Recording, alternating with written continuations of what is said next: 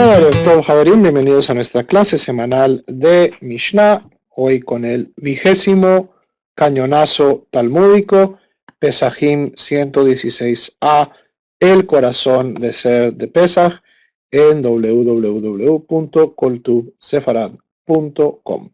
Ok, bueno, lástima Javerim que esta sugiá no la tuvimos hace un par de semanas, porque pues hubiera sido bastante certera para Pesaj. Comenzamos nuestra sugiá con la Mishnah. Estamos hablando del Seder de Pesaj. Al comienzo de este capítulo se establece que el Seder de Pesaj está definido por 4 copas de vino.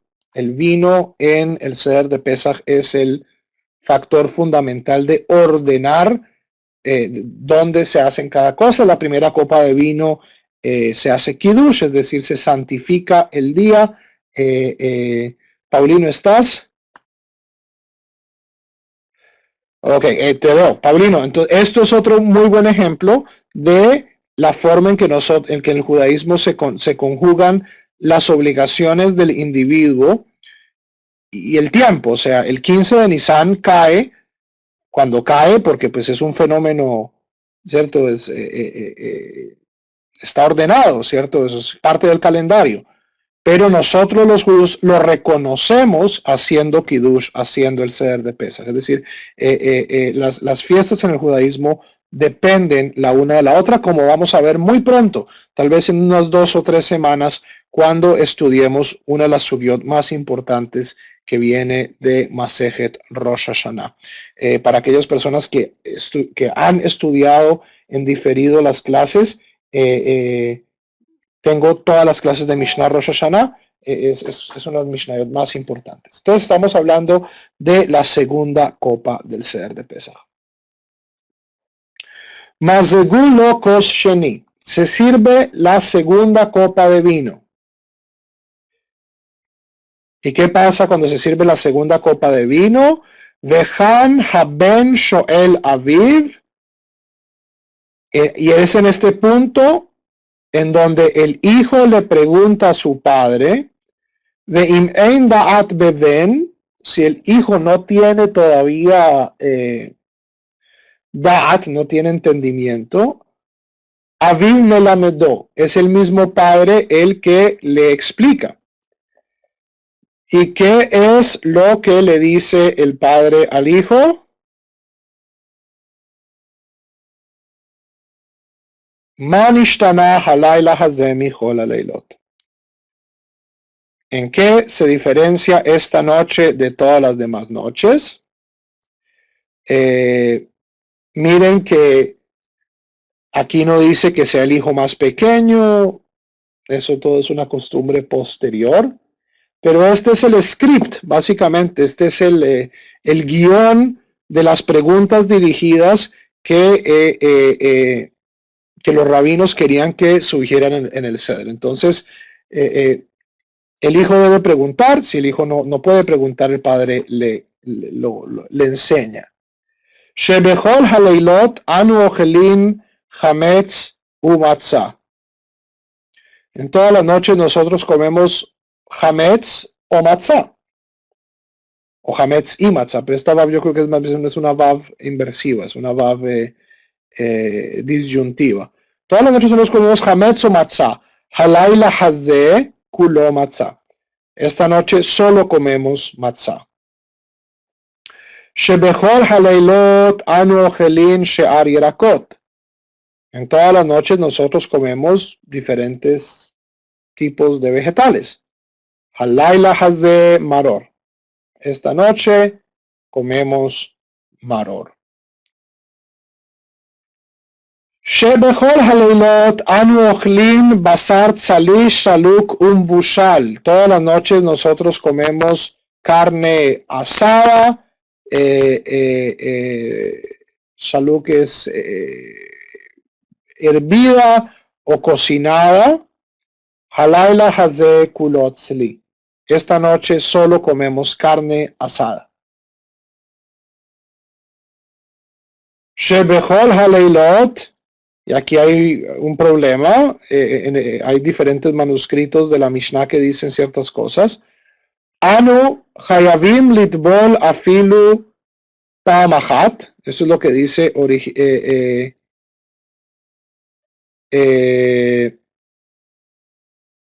hay versiones que dicen que en todas las noches nosotros sumergimos una vez, halayla hazeh shetei peamim. Ok, esta noche 2 veces. Y ved, el manuscrito más importante de la Mishnah que poseemos hoy se encuentra en la Academia, en la Academia Real de las Ciencias en Budapest. Se llama el manuscrito Kaufman. Si quieres verlo, ya te doy la página.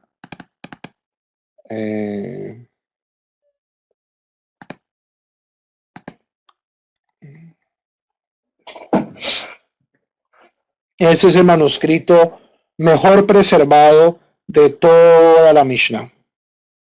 ¿Ok? Pregunta. ¿Este Manishtana es el mismo Manishtana que nosotros hacemos en el Seder de Pesach?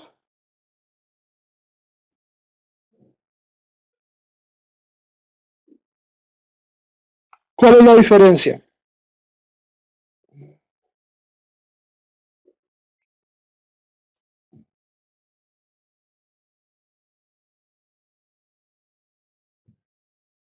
La tercera parte. La última parte tiene varias variantes que van a seguir discusiones en el Talmud. La tercera parte, lo de la carne hervida, asada, pues por supuesto, esto habla a una realidad donde la gente todavía consumía el Corban Pesach. Hoy en día, pues no se consume el Corban Pesach y por lo tanto, esta parte del Manishtana es reemplazada por ¿qué?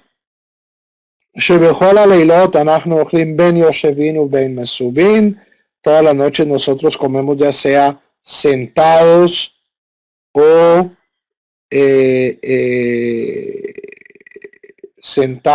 o recostados. Esta noche Kulo Seli. ¿Cuál link, Manuel?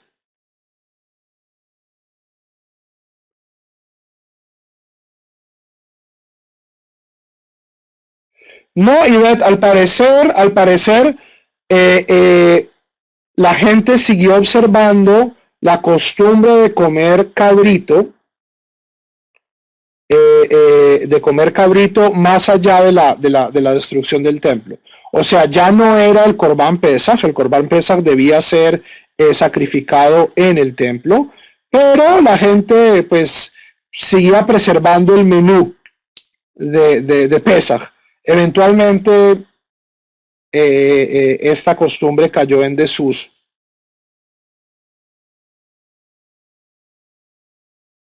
¿Ok?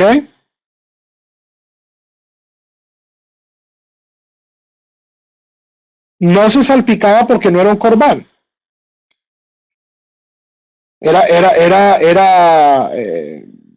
Era como comer cabrito todos los días. Manuel, Kelly, yo añadí a tu hermana al servidor, ella le debió haber llegado un correo hoy.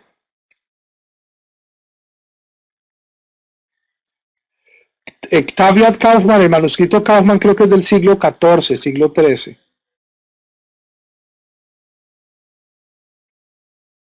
Hoy en día, no obstante, la inmensa mayoría de las comunidades judías se abstienen de comer carne asada en Pesach.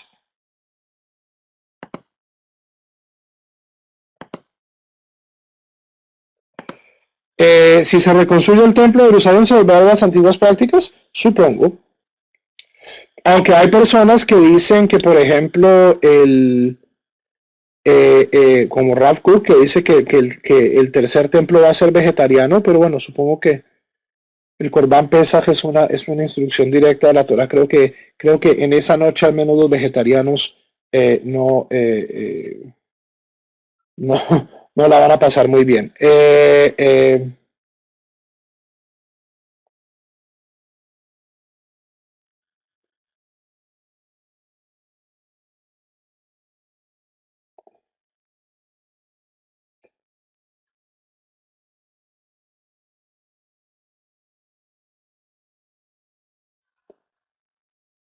¿En qué se basa qué? No sé, no he leído los argumentos de Rav Kook. Ciertamente el precedente, o sea, en el templo existían las menajot, que eran sacrificios, ofrendas de grano y aceite, y creo que a la inmensa mayoría de las personas modernas, yo creo que eso sería una ofrenda muchísimo más acorde con con nuestras sensibilidades que llevar un cordero y que el coger lo mate. Yo prefiero llevar un bulto de harina al templo que llevar un animal para que lo degollen.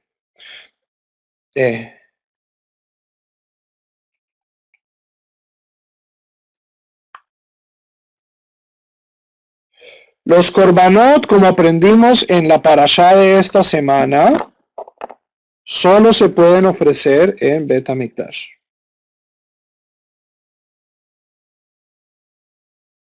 ¿Ok? Entonces no hay korbanot por fuera del Bet HaMikdash.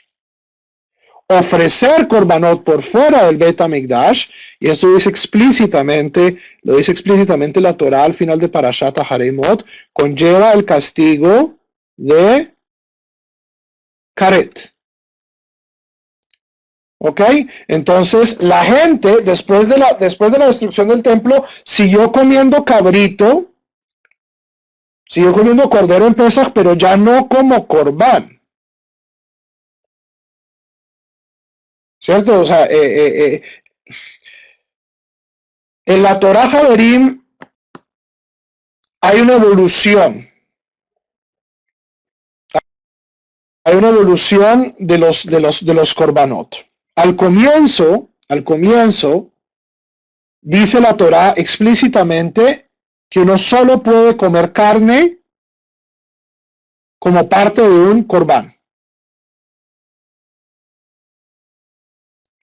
Luego se relajan un poquito se relajan un poquito las reglas y se dice que yo puedo comer animales permitidos en el templo, como ovejas, corderos, cabritos, vacas. Yo las puedo comer donde yo viva, siempre y cuando no consuma la sangre y no consuma el nervio ciático. ¿Ok? Y ahí es donde de cierto modo se populariza el consumo de carne. Pero en el mundo antiguo, Javerín, consumir carne era algo cultico, era algo, o sea, yo comía carne en el templo. La inmensa mayoría de las personas no comía carne en ningún otro contexto. Si ustedes alguna vez han sido agricultores de supervivencia, espero que no les haya tocado a ninguno, pero pues si tienen abuelos o padres que fueron agricultores de supervivencia, uno no come carne casi nunca.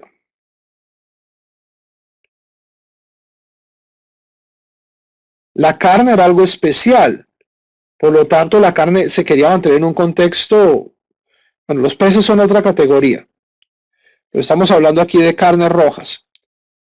Se mantenía en un contexto muy limitado. ¿Ok? Entonces, después de la destrucción del templo, sí, algunas comunidades preservaron la costumbre de comer cabrito asado en Pesaj, mientras que para otras tal vez esto era un recordatorio muy doloroso de los ritos que no se podían hacer. Para otras comunidades les daba cosa, como al doctor Chapatín. No, esto es algo que nosotros solo debemos hacer en el templo. ¿Ok? Los iraníes, los yemenitas, preservan la costumbre de comer cabrito. En Occidente son más reticentes.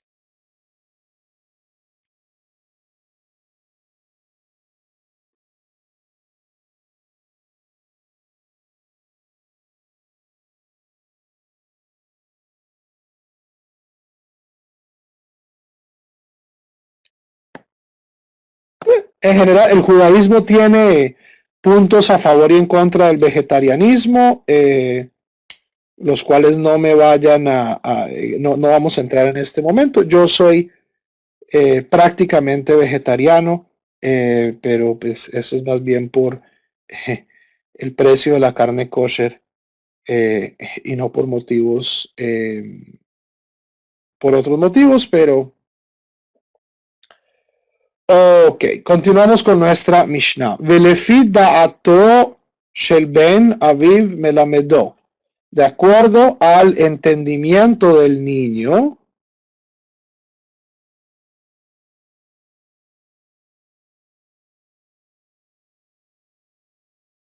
aviv melamedo. El padre le enseña. Moisés, no entiendo que hay que presentar ofrenda. No entiendo de qué estás hablando.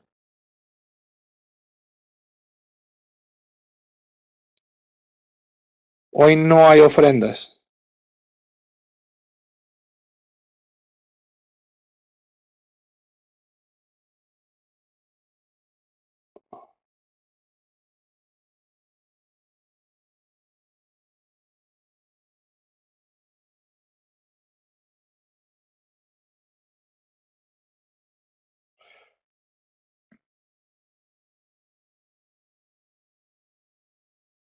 No, no es una transgresión no comer algo permitido en la Torá.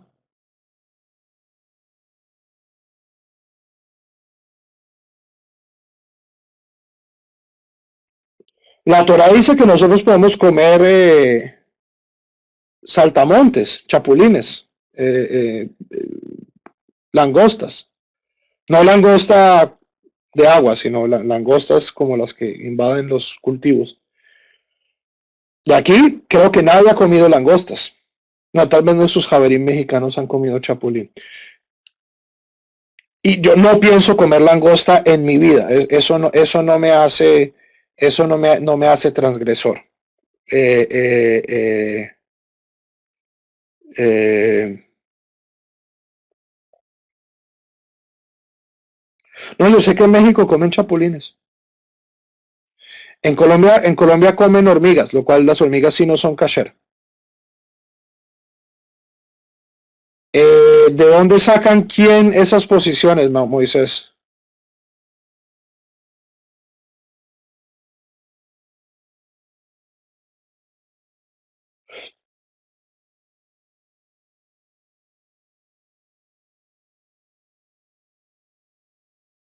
Hay reglas, hay ciertos tipos de grillos que no están permitidos, hay cierto tipo de langostas que sí están permitidos.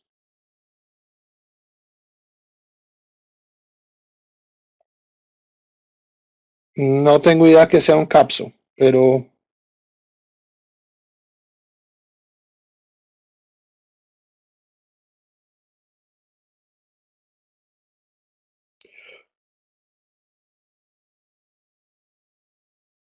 Moisés, o sea, en América Latina hay mucha gente que se inventa un montón de vainas. Ok, en América Latina hay muchos rabinos, entre comillas, que cobran diezmo. Eh, eh, eso no significa que eso sea judaísmo y de parte eso no significa que estas personas sean rabinos. Entonces, hay que tomarse estas cosas con una pizca de sal eh, y, y bueno, Aseleja Rab, muy importante, tener un rabino al cual uno le pueda consultar este estilo de cosas. Lefida Atosh el Ben Aviv Melamdo, de acuerdo al intelecto del niño, el papá le enseña. Mathil Bignut Umesayem Beshevach. Comienza con Gnut, comienza con desprestigio y termina en alabanza. Vedoresh me aramio vedavi, y comienza a explicar o expandir la Torah desde arameo vedavi, es decir, Deuteronomio 26:4. Un arameo persiguió a mi padre, un arameo vagabundo era mi padre. Ad sheigmor kol haparasha kula, hasta terminar la parasha. Esta es la Mishnah. Abraham, yo hice un video muy bueno sobre el tema de los diezmos en mi página de YouTube. Ahí está, ve y escúchalo.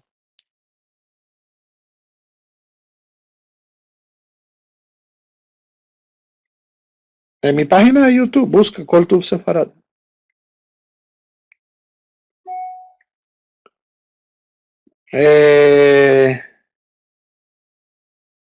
Ok, la Gemara.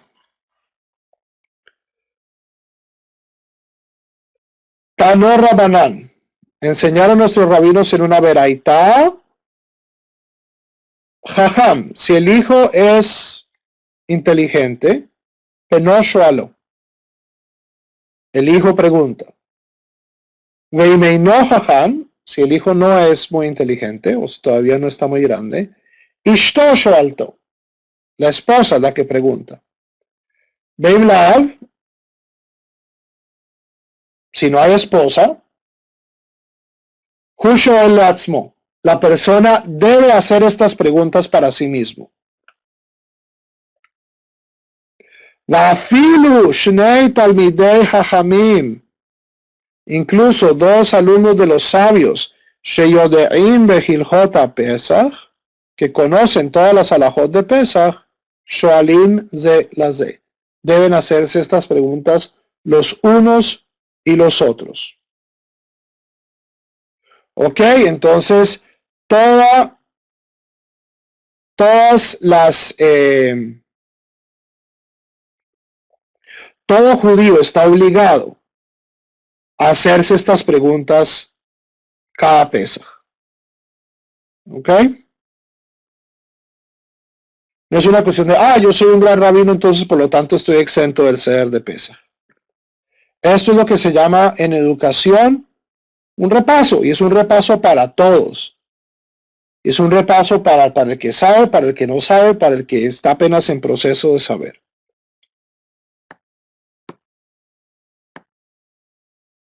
Ok. La Gemara aquí vuelve a citar la Mishnah. Eso a veces pasa en el Talmud, ¿cierto? Volvemos al tema específico de la Mishnah que vamos a hacer. El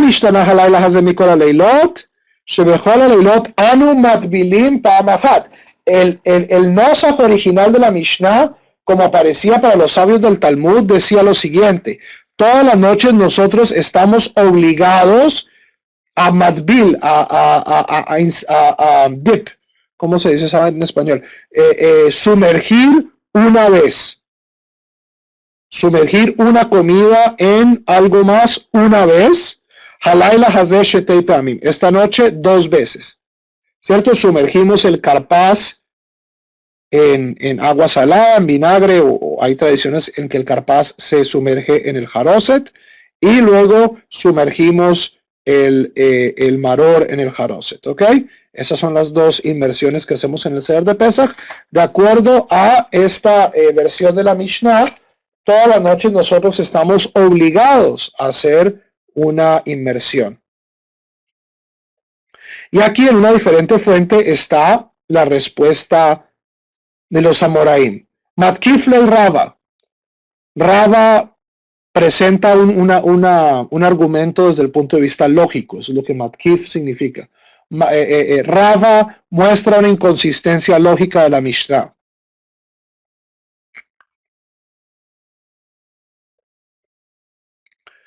Atu kolioma losagia de lo matbala hadazimno. ¿Cómo así que todas las noches nosotros tenemos que sumergir una sola vez? ¿Eso de dónde salió? Ela amarraba. Raba presenta entonces una versión alternativa de la Mishnah, que es la que acaba en nuestro seder de Pesach Tanei. Así es como se enseña en una veraita. Entonces hay una veraita que presenta una versión alternativa de la Mishnah, que es así. Todas las noches nosotros no estamos obligados a sumergir ni una sola vez. Esta noche 2 veces. ¿Ok? Parte de la labor de los Amoraim era, era, era, era corregir también el Nosach de la Mishnah. Recordemos que la Mishnah y todo esto se transmitía de manera oral. Ok, entonces parte de la labor de los Amoraim era asegurarse de que esta tradición oral mantuviera cierta consistencia, cierta coherencia. Y ved, ¿dónde aparece el Manishtana? ¿En la Gemara o en la Mishnah?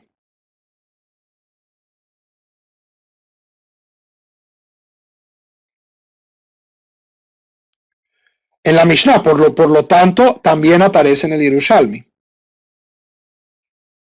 El Yerushalmi y el Babli son ambos Gemarot, comentarios sobre la misma Mishnah. Ahora, hay manuscritos del Yerushalmi donde aparecen lecturas variantes, pero esta veraita a mí me parece una buena evidencia que al menos la formulación original de la Mishnah era algo así. ¿Cierto? Rava vivió 100 años después de terminada la Mishnah, 120 años después de la terminada la Mishnah, por lo tanto, su argumento lógico tiene que derivarse de una versión un poco más,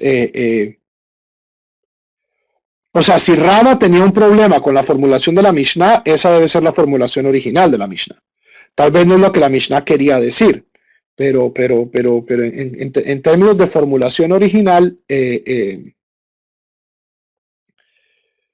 eso es lo que quería decir. Ok, continuamos.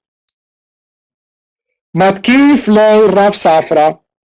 Rav Safra hace una segunda objeción lógica. Jiyuva,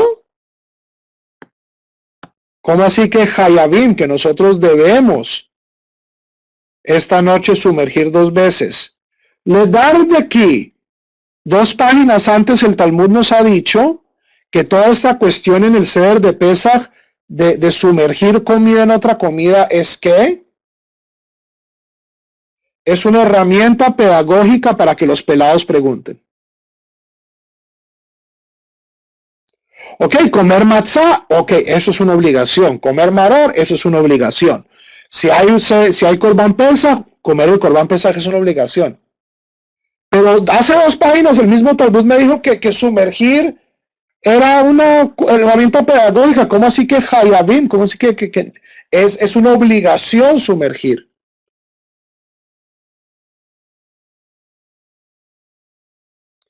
El amar Rav Safra, dice Rav Safra, Hajiktanei, así es que debe rezar la Mishnah. Einanu matbilina filu pamachat. Nosotros no tenemos la obligación de sumergir. Esta noche sumergimos 2 veces, no porque sea una obligación.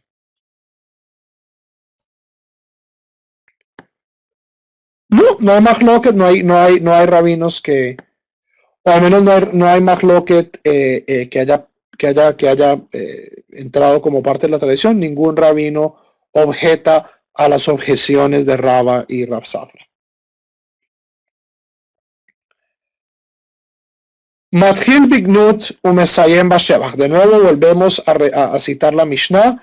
Comenzamos con desprecio, Umesayem Bashevach, y terminamos con alabanza. Ok, en nuestra narración de la historia de Egipto tenemos que comenzar por Gelut, por desprecio, por la parte harta de la historia. Maignut, ¿qué es desprecio? ¿Qué constituye desprecio? Rav Amar, Rav dice, Mitchila Ovdei Avodat Gilulim Hayu Avoteinu. Debemos comenzar con, en el comienzo nuestros ancestros eran idólatras. Ushmuel Amar, Abadim Ainu. Fuimos esclavos. ¿Ok? ¿Qué es más desprestigio? ¿Que nuestros ancestros hubieran sido idólatras o haber sido esclavos? Aquí hay una opinión, aquí sí hay un mahloket, este es un mahloket entre Rav y Shmuel, que son rabinos, son amoraim de la primera generación, que discuten mucho, y de acuerdo a nuestra tradición, ¿cuál de los dos gana?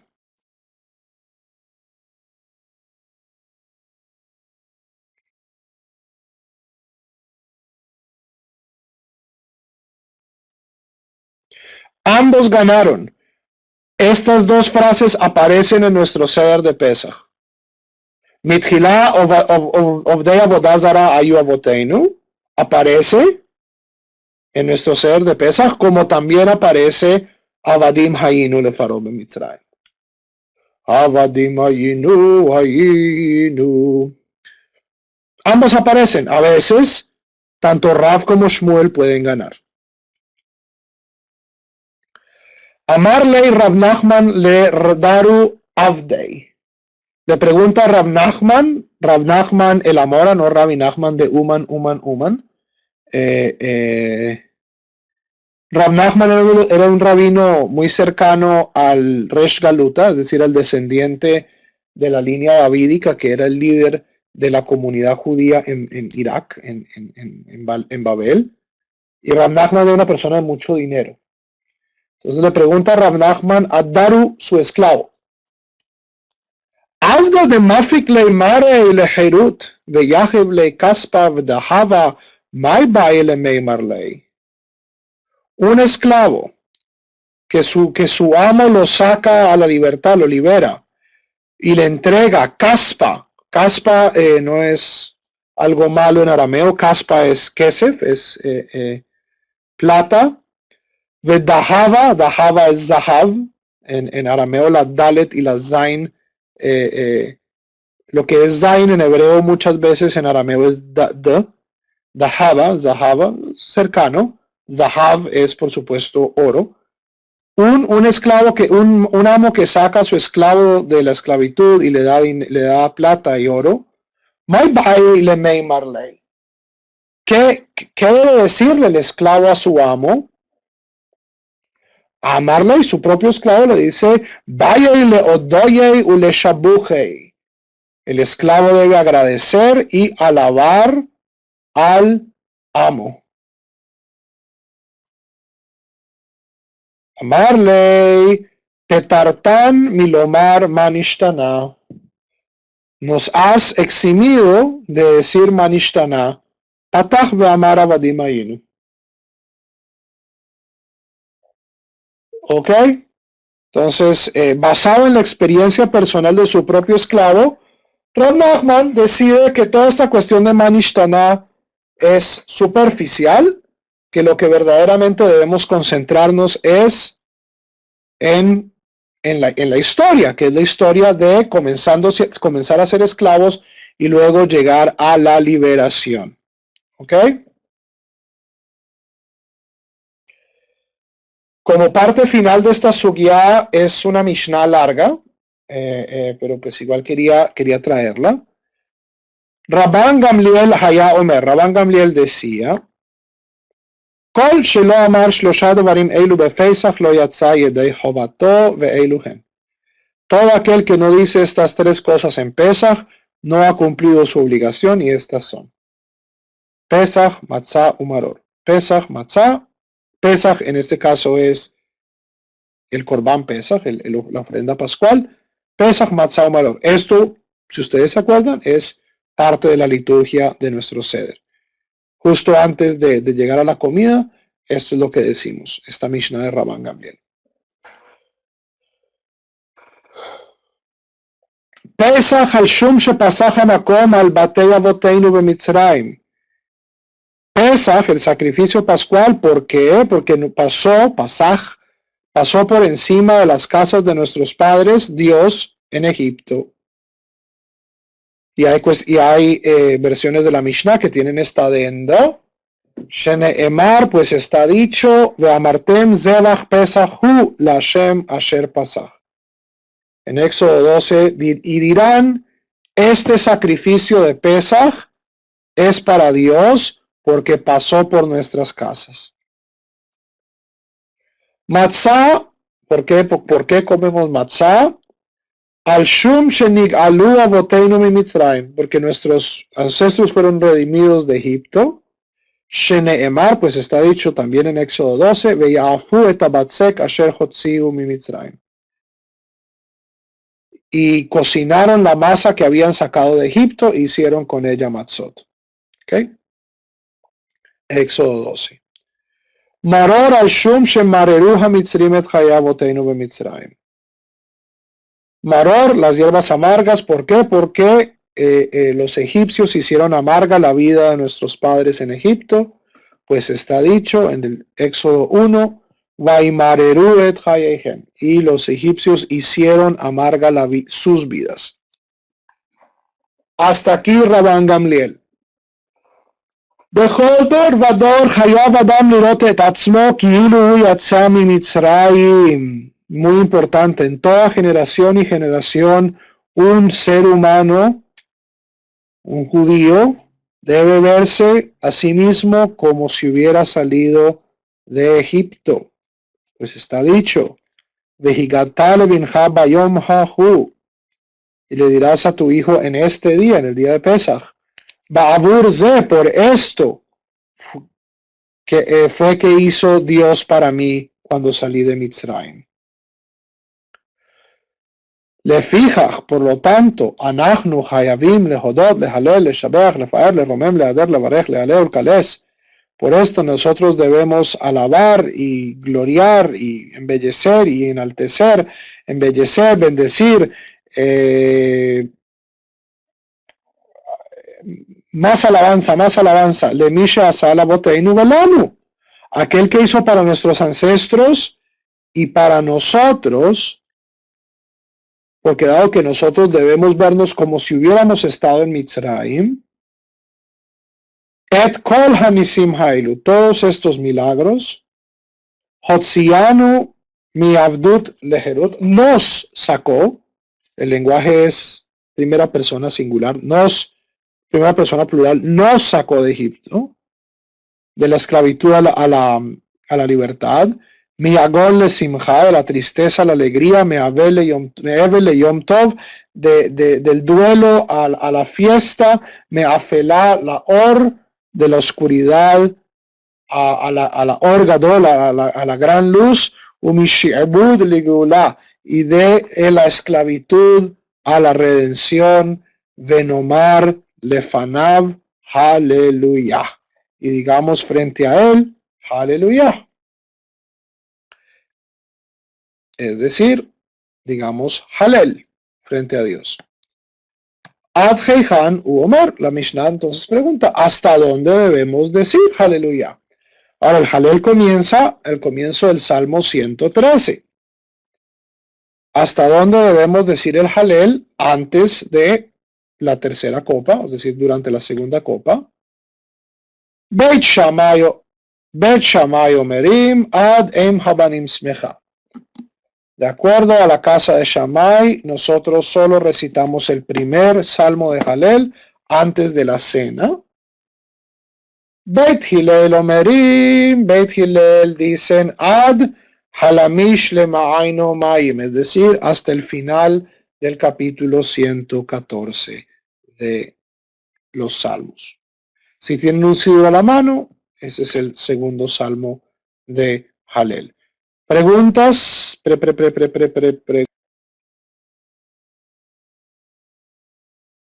Ok. Vejotem bigula. Y luego termina bendiciendo a Dios con una bendición sobre la Geulah, es decir, sobre la redención. Rabbi Tarfon Omer. Rabbi Tarfon dice que esta bendición debe ser Baruch ata Hashem, bendito eres tú Hashem, Asher Gaalanu veGaalet Avoteinu Mitzrayim. Bendito eres tú Hashem, que nos redimiste y redimiste a nuestros ancestros de Egipto. Velo Hayajotem. Y no añadía nada más. Rabbi Akiva Omer, Rabbi Akiva decía Baruch ata Hashem, o sea, decía lo que decía Rabbi Tarfon. Ken Hashem Elokeinu Veloke Avoteinu, del mismo modo, Hashem nuestro Dios y de nuestros padres, Yagi'einu le Moadim le Regalim Acherim, Habaim Likratenu le Shalom, haznos llegar a nuestras próximas fiestas y a los diferentes peregrinajes que vienen para nosotros en paz, Smechim bebinyan ireja, felices en la construcción de tu ciudad, Besasim beavodatach, felices en servirte, Benojal Sham, y que podamos comer ahí, Mina Psachim o Mina Zvachim, que podamos comer del sacrificio pascual y de las otras ofrendas, Bejule, Bejule, Bejule, etcétera, etcétera, etcétera. Y termina con Baruch ata Hashem, Gaal Israel. En efecto, hoy nuestra liturgia sigue a Rabbi Akiva. Hasta aquí esta sugiá de Pesajim 116a, que es en efecto el corazón del servicio del ser de Pesaj, es la parte más larga. Hoy en día es lo que se llama Magid. Quiero extender, y por eso fue que puse esto aquí al final,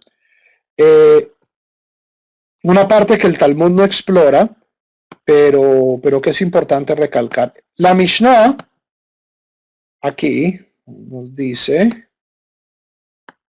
la primera Mishnah que estudiamos nos dice, Vedoresh me'arami ovedavi, e interpretará los versículos, un arameo vagabundo era mi padre, ad shigmor kol haparasha kula, hasta terminar toda la parasha. Quiero explicar qué es esto. Esto se refiere a Éxodo 26, 4 a 10, que es el servicio de los Bikurim. ¿Ok? Los Bikurim eran los primeros frutos, era una fiesta que se hacía predominantemente en Shavuot, y la Torá nos instruye de la siguiente manera. La caja, yo debo recoger las primicias de mis frutos, ponerlos en una canasta, llevarlos a Jerusalén, llevarlos al templo y decir lo siguiente. La caja Kohen hatene miyadeja. El Kohen tomará la canasta de tus manos. Livnei mizbach Hashem Elokeja, frente al altar de Hashem, tu Dios.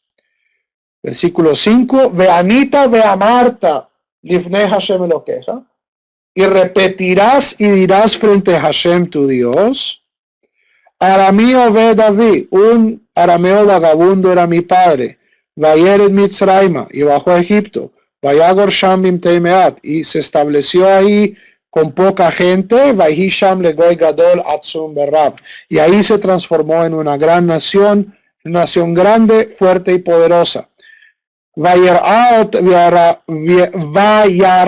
otanu hamitzrim, y los egipcios hicieron mal con nosotros, vayaanunu, y nos torturaron, vaitenu aleinu avodakasha, y pusieron sobre nosotros trabajos fuertes, vanitzak el Hashem Elohe Avoteinu, y gritamos a Hashem, el Dios de nuestros padres, vaishma Hashem et koleinu, y Hashem escuchó nuestra voz, vayar et onienu, y vio nuestra pena, Vet amaleinu, y nuestros esfuerzos, Veet lahatzeinu, y nuestra afugia.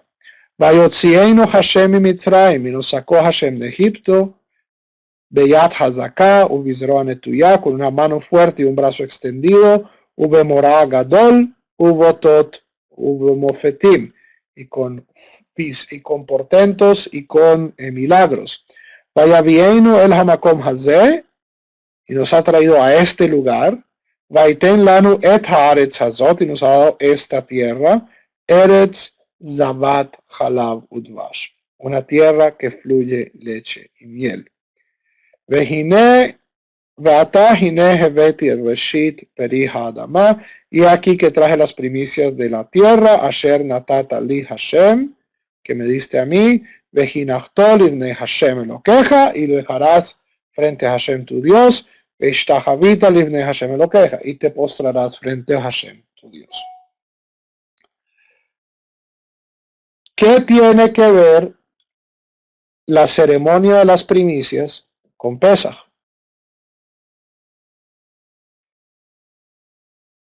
O sea, en el contexto en el que esto aparece, que es de Deuteronomio 26, esta es una ceremonia para una fiesta completamente distinta. ¿Por qué los rabinos vuelven obligatoria la recitación de este pasaje? Y no solo la recitación de este pasaje, sino su drasha, es decir, una interpretación. Extendernos en interpretar este pasaje. ¿Por qué? Primer punto es porque este pasaje pues, es un muy buen resumen de la historia del pueblo judío.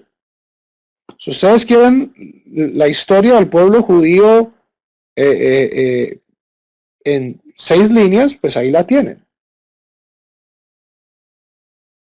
Fuimos, bajamos, llegaron los egipcios, nos sacaron, ¿no? Llegamos a la tierra. Esa es la versión corta de la historia.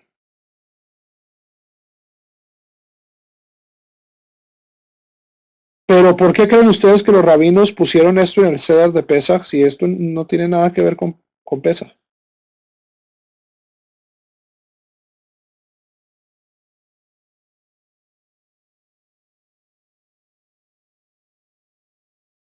Porque Javerim, tal vez este era uno de los pocos textos que todo judío sabía de memoria. Ok, el Shema, el Seder. Pero eso es algo que yo tenía que hacer todos los años. Ve Anita, ve a Marta. Eso es algo que yo tenía que decir ritualmente al Cohen cada vez que yo entregaba mis primicias. Y repetirás y dirás frente al Cohen, ahora mío ve David veyer el Mizrama vayago shamim temeat, vaysham legoy gadol atzum berrab, veraú otanu a mitzvanu nuveitenu alenu vedakasha, vanitzak el adonai elohenu veishmaanu vekolenu veetonienu veetamalenu veetahatzenu, vayotzienu Hashem Mizrayim beyad hazakah virodotu moragadu v'tomuvtim, v'avienu Hashem lamakom הזה vetenanu et haaretz hazot haaretz chalat galu davash, ועתה הנה הבאתי את ראשית פרי האדמה והשד נתת לי. Javerim, una pregunta. ¿Nuestros ancestros tenían Agadot?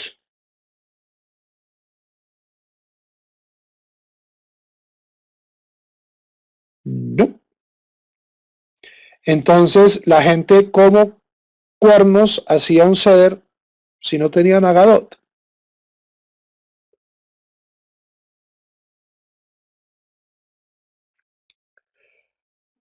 Memorizaban, pero memorizaban algo, o sea, memorizaban cuestiones muy sencillas. O sea, que este versículo, que estos 6 versículos hayan acabado como parte de la liturgia de Pesaj, simplemente demuestran el genio pedagógico de los rabinos. Decían, bueno, jebre, necesitamos algo que todo el mundo se sepa de memoria, que hable de Egipto, y que sirva como base para que la gente hable del éxodo de Egipto, que en efecto de eso es lo que se trata, Vejigata le binjaba yom hazeh, y le dirás a tu hijo en ese día, ¿ok? Por esto es que Dios me liberó de Egipto. ¿Qué utilizamos como un esqueleto? Como un esqueleto, algo que todo el mundo se sepa, pero que le sirva a la gente para hablar de Pesaj. Y este es el texto perfecto, que es un texto que todo el mundo se sabe de memoria, y es un texto que habla de Pesaj. Entonces, ¿cómo era un Seder en la antigüedad? ¿Cierto? La gente comenzaba con Kiddush, ¿cierto? Hacían el Kiddush, se sentaban, el niño tal vez hacía Manishtana, Y luego, bueno, comencemos. Aramí, Obed, David. Oh, ¿se acuerdan de Jacob? Aramí, oh, bajó a Egipto. Y la gente hacía sus propios midrashim o recitaban midrashim que habían oído, ¿cierto? Vayeret Mitzrayma, hoy bajó a Egipto. ¿Por qué bajó a Egipto Jacob, papi? Ah, bajó a Egipto porque había una gran sequía y la gente se estaba muriendo de hambre y Yosef estaba en Egipto. ¿Quién era Yosef? Y así es que se iba desarrollando el tema. ¿Cierto? Veiraú otano a Mitzrim, papá. Aquí el texto dice, tú estás diciendo que los egipcios nos hicieron mal. ¿Cómo nos hicieron? ¿Qué nos hicieron los egipcios? Bla, bla, bla, bla, bla. Todo era verbal, todo era oral. Por eso es que este texto es la columna vertebral del Seder de Pesaj. El Seder de Pesaj, Javerín, no era una liturgia. No era algo que estaba escrito en un libro que todo el mundo se estaba durmiendo, sino que era algo vivo, que los rabinos inventaron para hablar de este tema.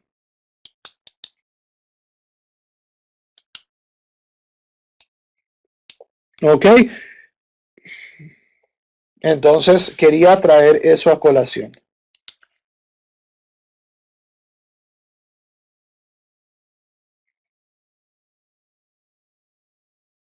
Preguntas.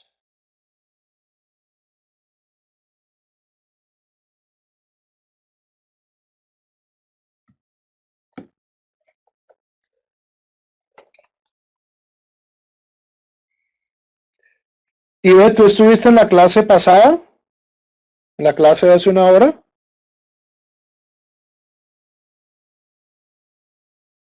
Ok.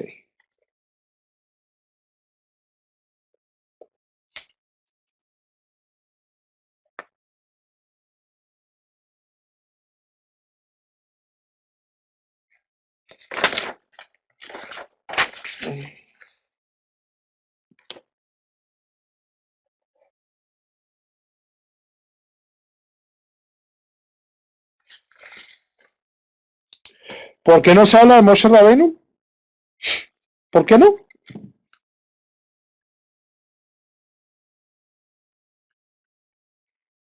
Porque esa no fue la dirección en la que tomaron los Midrashim. Es más, el Seder de Pesach que tenemos hoy es bastante anti-Moshe. Fue Dios el que nos sacó, Dios y no un ángel, Dios y no un mensajero, Dios mismo.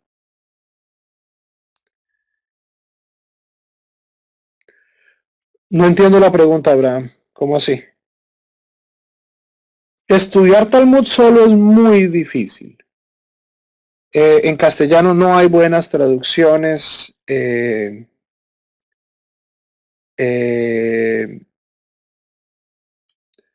A todas las personas que quieran estudiar, les recomiendo comiencen más fácil con la Mishnah. Y una vez estén duchos en el hebreo de la Mishnah, eh, eh, ya entonces, pero estudiar Talmud solo es muy complicado. O sea, es más, yo tenía un poco de miedo en comenzar estas clases porque simplemente es difícil, pierde uno mucho sin la experiencia de Hebruta, sin la experiencia de estudiar en una yeshiva, con la guía, tomándose el tiempo para estudiar cada sugiá. O sea, esto es una introducción al Talmud, yo les estoy mostrando sugiotas y famosas para que estén familiarizados con ideas del Talmud. Pero esto, Javerim, que estamos haciendo hoy no es estudio de Talmud. Estudio de Talmud de verdad es con en una yeshiva demorándose uno días, horas en una misma página. ¿Ok? Entendiendo todos los aspectos.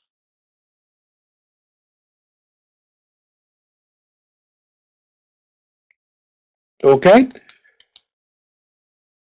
Preferible enfatizar en el hebreo, trabajar en la Mishnah es un texto mucho más asequible para una persona estudiando sola y muchísimo más rewarding. O sea, cuando uno estudia Mishnah uno termina, uno se puede, 2, 3 días uno puede terminar un masejet o un capítulo y se siente uno muy bien y lo alienta. El Talmud puede ser tremendamente frustrante. A veces son unas discusiones, o sea, aquí nos estamos saltando un montón de cosas muy complicadas. Moisés, yo creo que en efecto la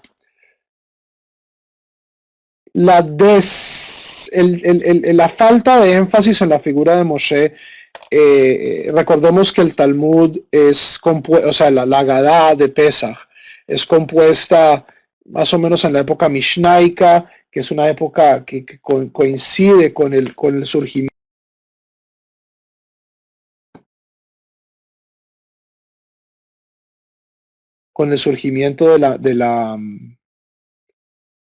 del cristianismo, y los rabinos querían, de cierto modo, que no querían que Moshe acabara una figura deificada, endiosada, como era muy común pues, en las religiones en la época normal, en la época romana.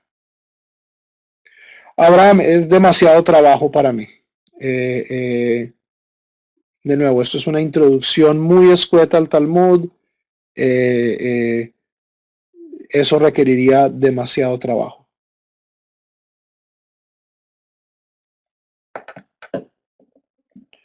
Ok, Jabrín, nos vemos mañana en la clase de Rambam.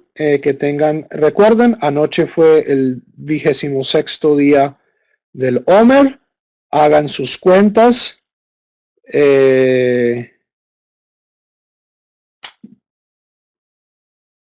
Nos vemos. No, me llegó el correo de tu hermana y le añadí al servidor. No sé por qué no sé por qué no le ha llegado el link. Pero sí le añadí ahí al servidor. Es más, déjame abro aquí.